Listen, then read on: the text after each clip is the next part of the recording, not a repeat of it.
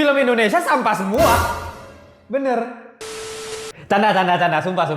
Jangan dibully dulu ya, sebentar. Tadi tuh hanya bercanda-bercanda saja. Tapi kali ini gue pengen kasih tahu nih, rekomendasi ke kalian. Buat kalian yang nanya, bang. Film Indonesia emang ada yang sebagus itu bang?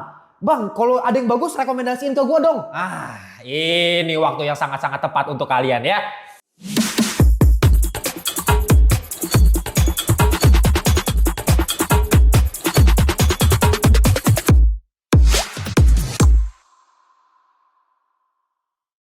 Welcome back to Ngelantur Indonesia, skui nonton, skip blon. Jangan lupa kalian semua. Dan kita sudah berada di set studio yang baru nih, gila. Kece gak? Coba kalian tulis di kolom komentar ya, gue pengen tahu ya. Kalian lebih suka mana, studio yang kemarin atau yang ini? Ya, kita berada di studio Kanvas di Untold Studio. Langsung kalau kalian pengen cek di link di bawah gua taruh. Dan seperti biasa kita kembali di segmen nyari ngelantur rekomendasi. Oke, buat kalian yang belum tahu, segmen nyari itu apa sih ya, yang baru pertama kali datang ke channel ini ya. Jadi segmen nyari itu sebenarnya ngelantur rekomendasi. Di sini gue bakal ngerekomendasiin kalian film-film atau TV series atau bahkan karakter pun gue bakal rekomendasiin kalian. Ya, kalau kemarin gue udah kasih kalian rekomendasi karakter Joker terbaik nih ya. Nah, itu artinya ya kalian boleh tonton. Misalnya kalian suka Heath Ledger, berarti kalian tonton The Dark Knight, misalnya gitu. Nah, kali ini kita balik lagi ya di segmen nyari dan kembali ke format top 3 ya. Kemarin di karakter karena ya Joker kita ikutin tuh berapa sih, 5 yang mainnya kalau nggak salah ya kan. Tapi kalau misalnya sekarang ya kita langsung lagi balik ke top 3 film. Nah, apa nih bang yang kita dari film Indonesia terbaik menurut ngelantur ya. Jadi jangan komen-komen bang ini bang. Saya bukan Wikipedia film ya, bukan Wikipedia berjalan. Jadi gue nggak nonton semuanya juga. I'm just a human bro, come on lah. Ya gila aja lu buat nonton semua film, apalagi Indonesia ya. Gue jujur-jujuran aja, kalau misalnya film Barat sama Indo ya, gue masih lebih banyak nonton film Barat, jujur. Bukannya karena gue tidak cinta Indonesia, bukan. Karena memang ya untuk sementara kan masih banyak kan film Barat dong, gila lu masa compare sama Indonesia. Tapi tetap aja ada film Indonesia yang bagus banget. Nah di sini gue bikinin top 3 ya. Kita langsung aja mulai, nggak usah basa-basi. Tapi kalau kalian punya pendapat yang beda nanti langsung tulis di kolom komentar ya. Langsung kita masuk di top 3. Gua taruh the one and only The Raid. Wah, elah. Ini lu nonton nggak? The Raid? Elah lu. Ini film Indonesia yang sangat-sangat menurut gua wajib ditonton sama semua kalangan masyarakat. Kecuali bocil ya, karena ini memang sadisnya gila ya. Memang tidak sadis The Boys, tapi ini juga buset, parah banget men. Darah-darahnya keluar kemana-mana. Dan ini film keluaran tahun 2012 ya. Disutradarai oleh, kalau kalian nggak tahu ya, Gareth Hu Evans. Ini sebenarnya kelahiran dari luar negeri ini, sutradara. Dan ya membawakan efek yang berbeda dan revolusioner bisa gue bilang bagi perfilman di Indonesia. Ya, terutama apa? Genre action. Dan gue bodo amat nih, pasti tadi ketika gue bilang top 3, gue bilang The Raid, wah pasti langsung kalian jempolnya mengarah ke tombol komen dan langsung mengetik pas. Apa nih, overrated banget nih The Raid, kagak jelas, kagak ada ceritanya.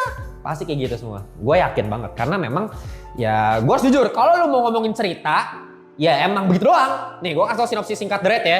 The Raid itu adalah mengenai sebuah special forces-nya polisi nih ya, tim khusus polisi disuruh gerebek apartemen. Udah. Tapi emang iya, filmnya cuma seperti itu. Dan lu sepanjang nonton film, lu cuma ngeliat ya polisi-polisi ini yang isinya tuh 20 orang ya, satu tim ini 20 orang gerebek apartemen dari lantai 1 sampai lantai 12. Ya, satu film begitu doang. Tapi actionnya, boh, elah, ini bisa gue compare sama John Wick ya. Bisa ya. Cuman kalau John Wick mungkin lebih ke senjata lebih mantep kali ya. Tapi kalau ini, kalau lu mau ngomongin secara fighting hand to hand combat ya, ini lebih bagus dari John Wick, jujur. Ini kita ngomongin battle koreografi ya. Hand to hand combat, boh, pencak silat. Yelah, John Wick agak bisa pencak silat. Ini pencak silat. Dan seperti yang gue bilang tadi, ya ini terobosan banget. Setelah sebelumnya tuh kalau Gareth Hu Evans tuh pernah ngegarap dulu tuh Merantau. Ini film tahun 2009 dan ini adalah film pertama Iko Uwais tuh kalau Merantau. Nah tapi meskipun secara action bagus, gila, tapi mencoba ditingkatkan lagi di film The Raid ini 2012. Dan seperti Merantau, secara story memang ini mungkin kekurangan si Gareth Evans ya. Dia memang kayak secara penulisan kurang kuat lah di bagian situ.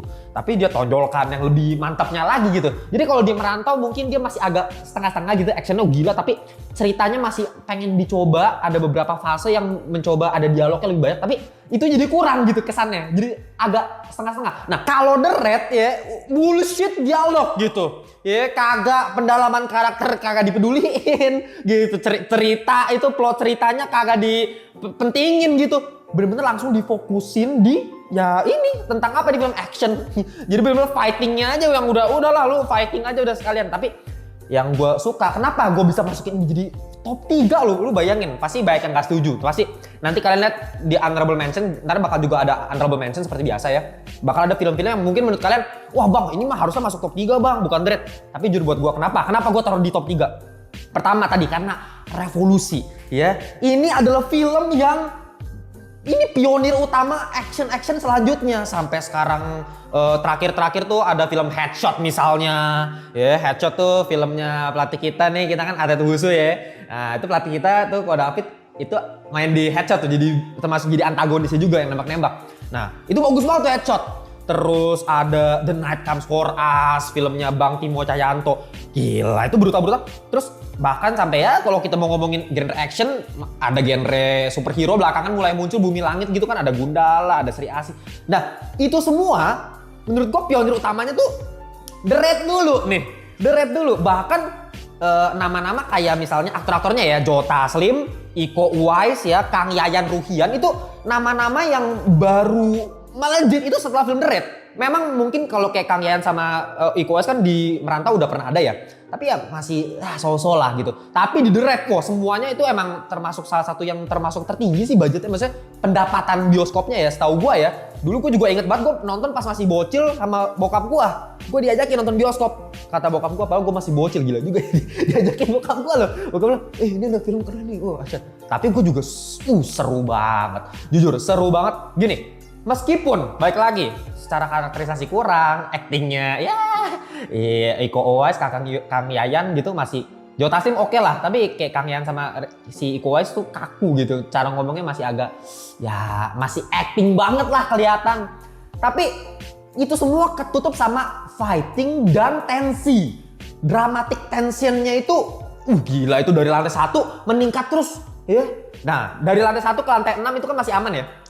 Masih aman tuh, tapi di lantai 6 kalau kalian nanti nonton itu bakal kalian ngerasain, wah ini mulai nih, ketegangannya mulai ada sampai nanti bosnya tuh, final bosnya di lantai 15. Di lantai 15 ketemu villain utamanya. Nah ini salah satu yang menurut gua kenapa ini film keren banget, yaitu Bang Reza Hetapi ya, di sini perannya sebagai Tama ya. Dia di sini sebagai bos narkotikanya nih. Rajanya nih ya, yang butuh ditangkap nih dia. Gila itu dari awal dikasih lihat, gua inget banget ada satu scene. Jadi dijajarin nih ya, orang-orang berlutut gitu, ya mau disiksa gitu kan, tembak satu, der. Orang terakhir, kalau nggak salah abis ya, seinget gua tuh, abis. Wah abis kira, oh aman gitu, mukanya udah lega tuh orangnya. Wah. Tapi taruh pistol, buka laci, palu. Wah. Gila palu digempak. Wah itu Bang Reza, tapi dari cara ngomongnya gue inget banget satu kalimat yang bener-bener sangat-sangat langsung terngiang-ngiang, terputar-putar di otak gue. Dia ngomong kayak gini di ini ya, di mikrofon tuh. Jadi pas orang tim SWAT-nya istilahnya tuh lagi di apartemen tuh, denger semuanya dari speaker. Dia ngomong gini, dan selamat bersenang-senang. Gila. Itu Bang Reza Hetapi. Makanya gua sayang banget pas dia tuh sebenarnya mau muncul di film Captain America Civil War. Nggak tahu kan? Harusnya dia muncul. Ada di deleted scene-nya kalau kalian mau tahu. Nih ya klipnya ya. Deleted scene dari Civil War. Jadi pas si Baron Zemo, musuh utamanya Civil War itu lagi mau ngambilin buku Hydra itu ya, yang buat ngecuci otaknya si Winter Soldier, ya kan, dia ngambil buku. Nah, kalau misalnya yang kemarin itu kan kalau nggak salah dia ketemu ke rumah orang terus disekap gitu kan orangnya kan. Nah, ternyata kalau di adegan yang harusnya tuh ya awalnya ya, rencananya tuh dilelang. Jadi dia mau ngambil buku itu lagi dilelang tuh. Nah, dilelangnya sama si Bang Reza Hetapi ini. Gitu, dia yang tukang lelangnya. Dan itu actingnya bagus banget, gue suka banget dia ngeraih Satapi. Dan di sini emang sebagai villain gak usah ditanya. Nah ini juga nih yang menurut gue kenapa gue lebih suka nih The Raid 1 sama The Raid 2. The Raid 2 mungkin banyak yang orang bilang The Raid 2 lebih bagus bang.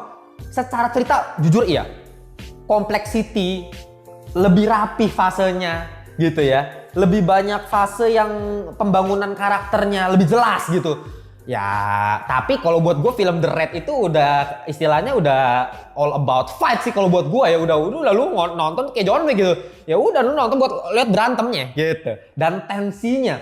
Nah adegan ikonik itu pengaruhin tensi. Contoh misalnya kalau di The Raid ya satu ya, gue ada satu adegan itu ikonik banget menurut gue. Si Iko Uwais sembunyi di balik tembok ya, lagi dicari kan sama ini kan.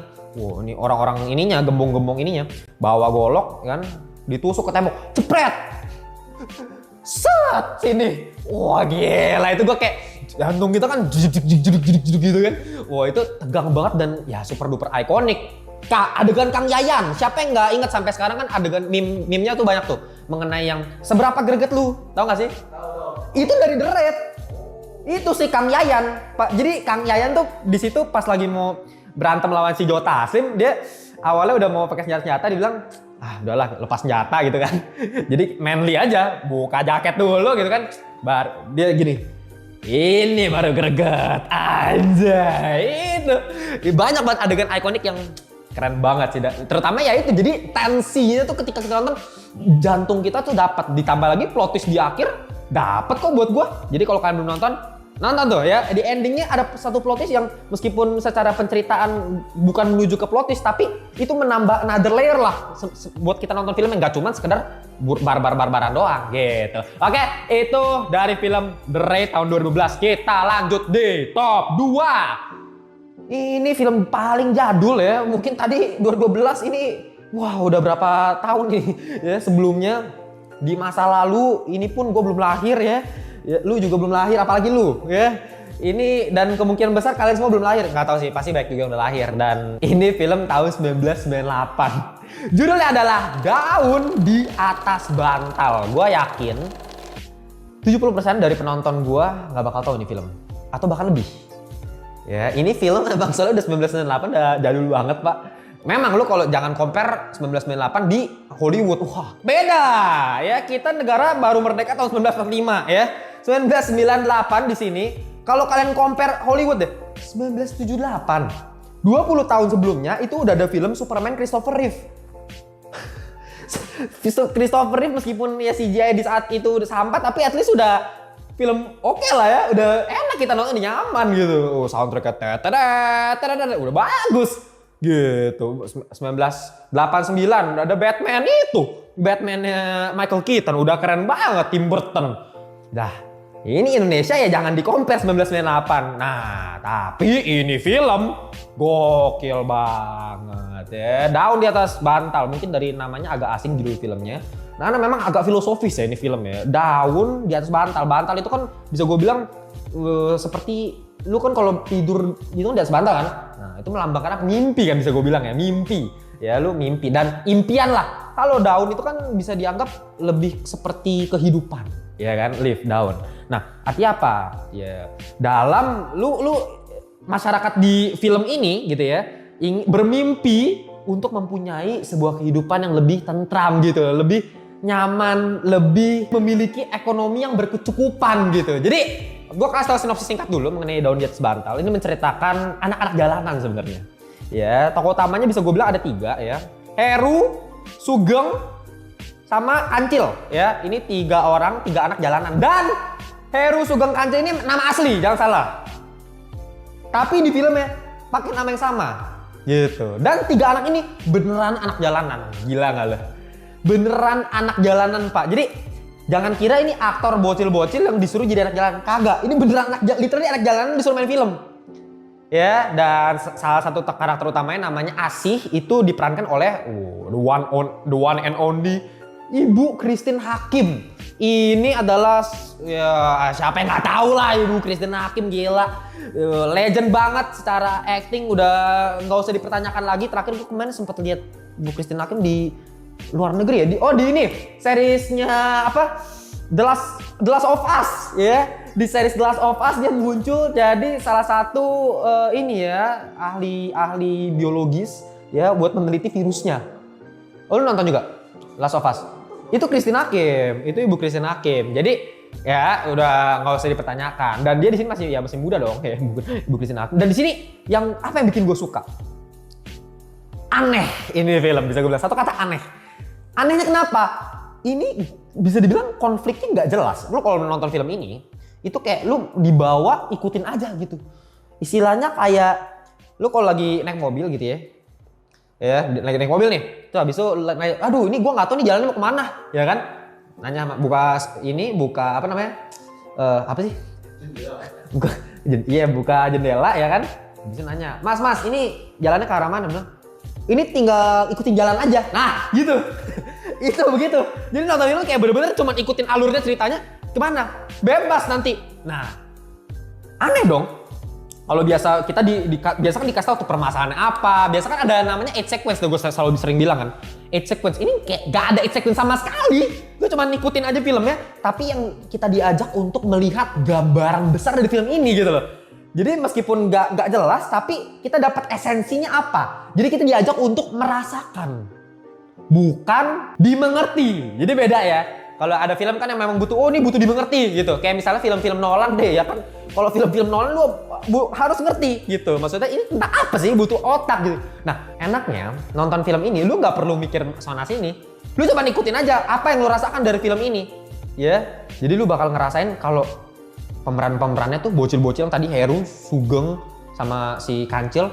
Mereka itu bener-bener auranya tuh anak jalanan banget. Mereka mungkin gak tahu ya, pasti belajar acting juga sih untuk pasti sebelum belajar main filmnya ya. Tapi ada satu scene di mana dia harus memperingatkan temennya ya, karena temennya itu katanya mau lagi diincar buat dibunuh gitu. Nah, karena pakai jaket coklat kalau nggak salah, jadi yang jaket coklat tuh diincar. Nah, habis itu dia manggil-manggil gini, anggap aja gue lupa namanya siapa lagi sih, itunya Denny kalau nggak salah ya. Denny gimana ya? Den, jaketmu lepas, ada yang mau bunuh. Kayak ngomongnya flat gitu loh. Tapi meskipun itu ada minus yang kayak gitu, vibes-nya itu anak jalanan banget. Gue yakin kalau misalnya dia ngambil bocil-bocil yang benar-benar bocil aktor ya istilahnya ya, udah belajar acting lama gitu, dipakai disuruh jadi anak jalanan, nggak sedapat film ini. Film ini bener-bener lu lagi ngeliat kayak dokumenter pak. Ini film dokumenter. Maksudnya dokumenter apa? Ini kayak asli, ini kayak rekaman asli orang lagi syuting anak jalanan. Gitu loh. Tahun 1998 ditambah lagi secara color gradingnya bagus banget. Lu bayangin itu kan di kampung gitu, miskin orang-orang miskin gitu kan, masyarakat jelata gitu. Tapi kayak misalnya tapi color palette tuh diperhatiin. Bener-bener diperhatiin, color teorinya tuh main gitu. Ya kalau kan kata color teori ya, karena gue anak desain jadi gue belajar color teori itu ada satu lingkaran tuh yang itu. Nah ada yang namanya misalnya kayak triadik, ada yang namanya monokromatik, ada yang namanya complementary. Nah di sini tuh diperhatiin kayak gitu, ada gue ngeliat kayak ada misalnya gerobak nih warna orange, terus di belakang itu ada pintu warna biru. Itu kan komplementer gitu, kayak meskipun kumuh kelihatannya tapi nyaman kita nontonnya. Itu gue sukanya itu. Dan sinematografi penggunaan kameranya itu di tahun segitu, wah gila itu bagus banget. Bagus banget tuh shot-shot pas di atas kereta, shot-shot pas mereka lagi berantem, pas lagi apa tensinya dapat. Kayak every frame-nya itu ya berbicara gitu. Bener-bener kita merasakan, oh ini kayak kita ada di tempat yang memang rakyatnya miskin banget. Dan yang paling gue suka lagi, ini film tuh tragis banget. Ini tragisnya tragis banget. Karena banyak banget yang mati. Banyak yang mati tanpa apa? Tanpa adanya scoring. Mungkin karena tahun segitu gue kurang expert nih kalau ngomongin Indonesia film jadul ya. Tapi ini salah satu film yang gue tonton, film jadul Indonesia yang film klasik ya. Yang kayak scoringnya kagak ada tapi lu bisa deg-degan gitu. Banyak yang mati. Dan kalau kalian nggak tahu ini matinya kenapa banyak yang mati? Karena anak-anak jalanan ini itu di saat itu ya, ini sebenarnya kritik sosial loh. Ini film kritik sosial terhadap kejahatan asuransi. Jadi banyak anak jalanan yang ya mentang-mentang anak jalanan miskin gitu kan, kayak KTP nggak punya atau apa begitu kan. Nah mereka namanya daftarin buat asuransi, dibunuh, duitnya ke mereka. kejahatan asuransi, makanya backnya mati di sini. Nah itu ini film kritik sosial dan lu bisa rasain itu tanpa lu mikir. Itu yang ini keren banget sih, scene banyak scene ikonik, scene kayak Bu Christine Hakim ya, ada yang ini misalnya ada bapak-bapak yang lagi ngajarin anak-anaknya kan. Ya, kesel dia kan lagi ngulek sambel nih kalau nggak salah nih ya. Ngulek sambelnya dia ambil di makan. Habis itu dia datengin bapak-bapaknya. Puh. Kan di lepek ke mata bapaknya, Pak. Langsung wah. Ini film gokil sih gue. Film Daun di Atas Bantal ya, kalau kalian belum nonton silahkan ditonton ya, ini film klasik zaman dulu, film Indonesia zaman dulu bagus-bagus, jangan salah ya. Oke, sebelum kita lanjut ke peringkat 1, gue pengen masuk ke honorable mentions dulu ya, ada beberapa film yang mungkin lebih familiar nih dibandingkan ya tadi Daun di Atas Bantal itu kan film jadul ya, kalau ini mungkin honorable mentions, ini beberapa film yang lumayan bagus dan gue cukup suka lah ya, contohnya apa, Comic 8 ya. Nah Comic 8 yang mana bang, kan ada 2 part, gue lebih suka yang part 1, kalau part 2 nya gue kurang suka, sama sekali gue kurang suka. Part 1 nya itu original banget, suka banget, penulisan cerita rapi banget, fasenya rapi banget, dan di akhir plot twistnya dapet jadinya. Jarang-jarang loh, gue kayaknya kalau nonton film Indonesia beberapa, gue nggak tahu ya, ada banyak yang bagus mungkin, tapi yang gue tonton kebiasaannya ya, plot twistnya jelek banget jujur. Plot twist kenapa? Berantakan tulisannya. Ini rapi banget pak. Padahal komedi loh. Ini film komedi dan bikin ngakak. Jadi lu di build-nya tuh ngakak-ngakak terus. Kenapa? Karena memang pemeran ini, si Comic 8 ini kan orang-orang ini adalah stand up comedian semua. Dan bahkan kalau lu sekarang mungkin bocah-bocah zaman sekarang taunya film-film kayak Cek Toko Sebelah apa itu kan, lu tau kan saudaranya kan Ernest Prakasa. Siapa yang nggak tahu?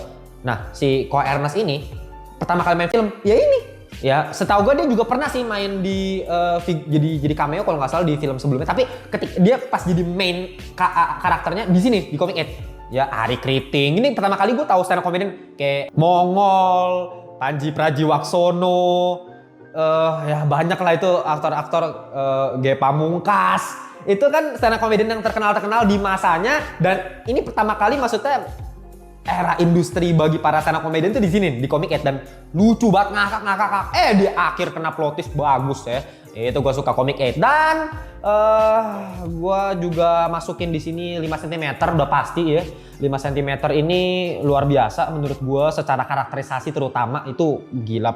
Kita bisa kerasa tuh hubungan antara pertemanannya tuh erat banget, dan ya Pevita Pierce lagi cakep-cakepnya Pevita Pierce, ada Saikoji juga. Ini gue suka sih sebenarnya pemeran di sini sih yang bikin makin dinamis, semuanya terasa hidup.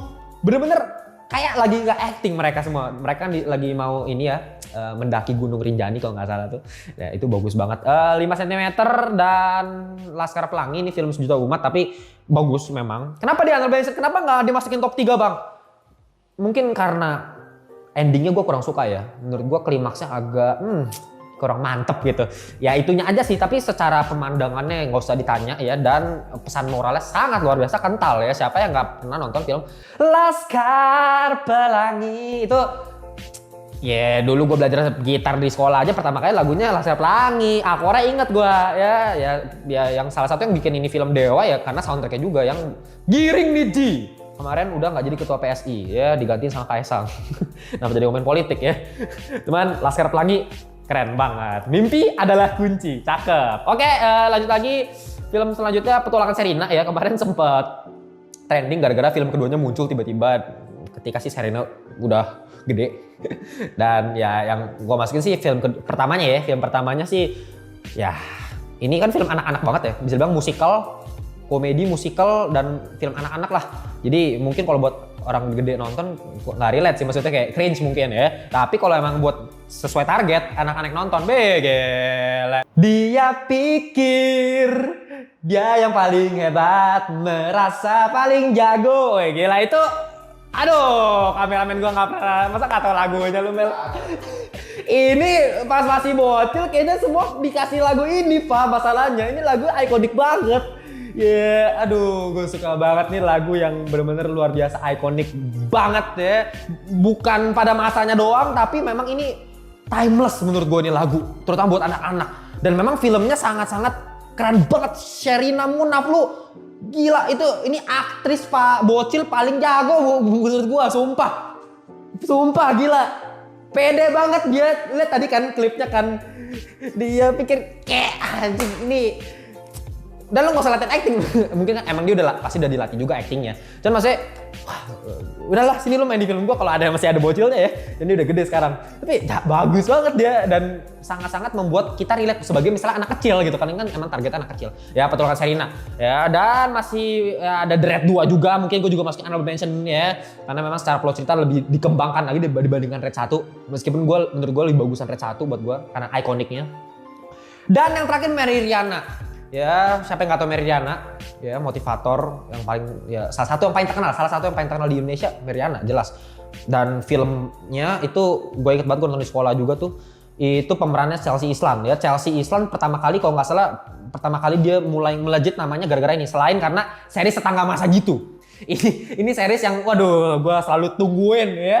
Nih series ini nih, aduh pas siapa sih nggak tahu itu di Net TV gue hit banget, gue selalu tonton Tetangga Masa Gitu dan gue mulai jatuh cinta sama Chelsea Islan gara-gara itu ya. Memang cantik banget sih Mbak Chelsea ya dan aktingnya sebagai Meridiana, bagus banget gila itu keren banget sih di film Meridiana ya. Aduh gue kangen banget gila film-film yang modelan kayak gini nih yang gue kangenin banget karena aduh film-film zaman sekarang lu lihat di bioskop, aduh horor semua. Kalau nggak horor cinta-cintaan, udah pasti kan film Indonesia udah formatnya udah pasti horor cinta-cintaan, kagak ada yang lain. Palingan belakangan ini kayak ada film apa kemarin terakhir Sleep Call atau Mencuri Raden Saleh atau Kembang Api yang mulai beda gitu. Tapi ya ini kok aduh film-film yang nostalgia kayak gini yang penuh kekeluargaan yang bener-bener gue kangen banget gitu. Dan gila, refleks gue guys seperti biasa masih ada ya. Dan ini seperti biasa selalu muncul-muncul gitu baju dan bisa muncul dari mana aja, kelempar dari mana aja karena ini adalah baju Spider Fisher. Gila, ini gue yang gambar sendiri guys. Bajunya gue yang gambar pakai tangan gue sendiri. Kayak akan filosofi, kalau kalian pengen tahu filosofinya apa, tinggal dibaca aja. Nih, Spider Fisher, tapi kalian nggak bakal kebaca, ini tulisannya kecil. Tapi ini kalau kalian pengen tahu, silahkan cari tahu sendiri maknanya apa, interpretasi kalian tentang baju ini tuh kayak gimana gitu ya. Kalian bisa cek bajunya, gue taruh linknya di bawah ya. Kalau mau beli, pesen aja, gampang banget. Oke, ya lanjut aja lah ya, langsung kita ke nomor 1 kita. Ya, The Champions of the Champions seperti biasa. Gue yakin kalian tidak ada yang bisa mendebak film ini. Ya, gue kasih waktu deh 5 detik lah ya.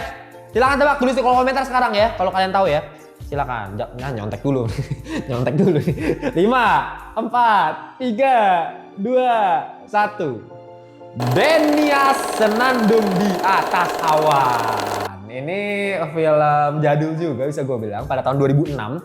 Dan kalau boleh jujur, ini film gue tonton di sekolah juga ya, karena memang ini film-film yang sangat-sangat kaya akan pesan moral tuh pasti di sekolah ditonton ya. Biasa kalau nggak guru PKN, guru apa bahasa Indonesia ya begitu-begitulah pasti yang ngajakin kita tonton. Dan wah gila, gue inget banget pas gue nonton di sekolah sama teman-teman gue, itu rasanya nano-nano. Maksudnya apa nano-nano bang? Maksudnya sedih, tragis, lucu gitu ya, ngakak ya, itu semuanya apalagi nostalgia. Wah maksudnya nostalgia apa? Maksudnya lu mau tonton berapa kali pun lu bakal langsung track back ke masa pertama kali lu nonton. Gue yakin banget ini film. Mungkin banyak yang compare ini film sama Laskar Pelangi. Wah Laskar Pelangi lebih matang. Kalau mau ngomongin lebih matang, gue agak kurang setuju. Mungkin lebih modern. Nah, kalau Laskar Pelangi udah lebih modern. Orang juga lebih mungkin tahu karena ya udah lebih industri perfilman udah lebih dikenal lah di masa itu ya Laskar Pelangi ya. Apalagi dengan soundtrack utamanya itu ya semua pasti tahu Laskar Pelangi. Tapi kalau lu harus compare head to head Laskar Pelangi sama Denias, gue pilih Denias ya. Meskipun minusnya mungkin di soundtrack memang Laskar Pelangi dewa. Tapi secara film ini kan sama-sama mau memperlihatkan keindahan sama-sama ya. Keindahan kalau di Denias kan Papua ya. Kita di sini dalam melihatnya itu Papua, seberapa indah Papua, suku-sukunya seperti apa, tradisinya seperti apa, budaya seperti apa. Dan yang gue suka ini seperti film-film anak-anak tapi diseratkan dimasukkan unsur-unsur yang pengetahuan yang kita memang butuhkan menurut gue. Kayak misalnya ya gue ingat banget ada salah satu scene ketika mamanya mati ya. Mamanya aduh ya gua nggak mau kasih tau deh mamanya siapa deh ya, biar kalian nonton sendiri deh ya. Nah, makanya ada yang mamanya mati dan di situ suaminya dipotong Pak jadinya Pak. Ya, dipotong. Itu maksudnya apa dipotong? Itu karena memang tradisi sukunya. Suku Dani di Papua.